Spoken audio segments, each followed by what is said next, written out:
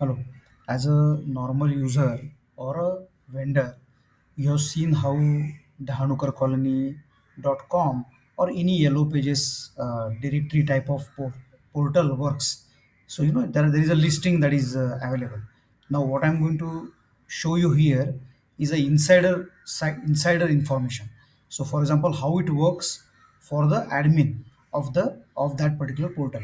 So I have already logged into dhanukarcolony.com as admin, and also to japaneseclassesprofessional.com as admin. So japaneseprofessional.com is a resume site, but these are having very similar type of features. So when the admin logs in, this is what he sees. He sees a dashboard. So in the dashboard, you can clearly see how many are the expired listings. So people, in case like they did not pay the vendors, then they go into the expired listing. How many of those are live? Then there are some spams. So including the spams on all, total number of listings are 463. So now the case in point is approval pending. So the admin must have received an email saying that there is a new entry done on dahanukarcolony.com. So what admin will do is he will log in here, he will click on approvals pending, then he'll see this particular entry. Now clearly the address is FC College, so I don't want to approve it. Okay, so I'm just going to click on the reject part of it, and then I'm just going to say not from Dahanukar. Okay, and then click on reject. So once I click on reject, then the pending approvals and like from that it is going to go away, and then of course the admin as well as that person will receive an email saying that it was rejected. But sometimes you don't even send the email to the other person because they are fundamentally spam and they should not have entered here. Now, like, we also have something called as new category that only admin can do. So what you see on the left hand side is, like, for example, let me take a look. We got computers, for example, then we have got internet and all that, right? So here, what I can do is that I can have, these are the plain categories. Like, if I click on computers, I will see only one. If I click on internet, then I will see only one. But I can also have categories which are subcategories of the parent. So for example, I can add a new category here. I can call it as information technology, for example, information technology. Okay, then I'll click on save. So I have a new category now called as a information technology. But after that, what I'm going to do is that I'll click on software here, edit, and then for parent category, I'm just going to set it up as information technology and save.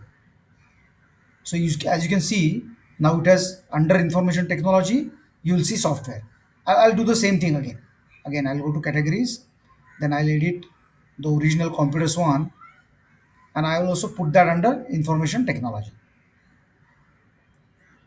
and then save. Again, I think I have one more. I think internet or something, right? So I'll edit this. I'll make that also under information technology and then save it.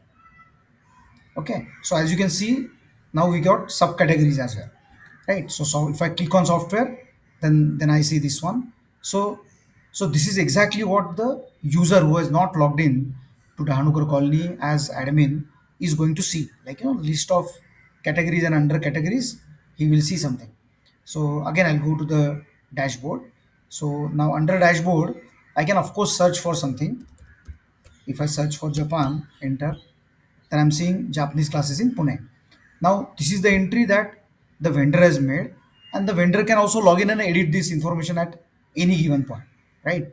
So here, if I click here, and if I find that there is some information which is not good, some offensive lines or something, then I always have the control as admin to edit it, and I can go and call up the person and tell him that I have changed this information and this information is not acceptable, right? So I can do that. I can change any of this.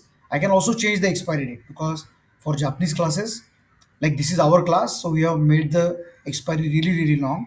But then, if the person, the vendor, has paid amount, but that amount was only for 1 year and it has expired, but then he pays again, then you can change the expiry date to the next year. So depending on the payment, how you are going to assign the payment. Then there are like quite a few controls out here that I'm not going to explain in like this in details, but there are quite a few things that you can change or customize. So for example, if I go here and then go to configuration values, then you'll see that the label for the PDF, right? I'm currently calling it as brochure PDF. But in some cases, when it's a resume website, I can make it as resume instead of calling it as a brochure. So that kind of control is like available here.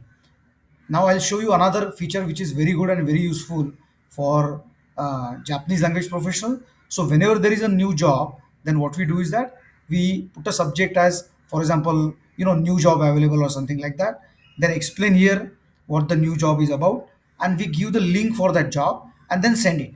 So once I send it, it goes to all the uh, candidates who have registered to JapaneseLanguageProfessionals.com. So like in case of Dahanukar Colony, it was a business category. Here, in this case, it's like depending on the skill sets, we have defined different categories. But fundamentally, these two sites they work like hand in hand in a similar way. So some features we have enabled here, some features we are not enabled, like in this case, right? But again, depending on the situation, we just a matter of enabling or disabling a particular feature. So this was a kind of an overview about how the yellow pages or directory portal looks from the back end. So I hope it helps. Thank you so much.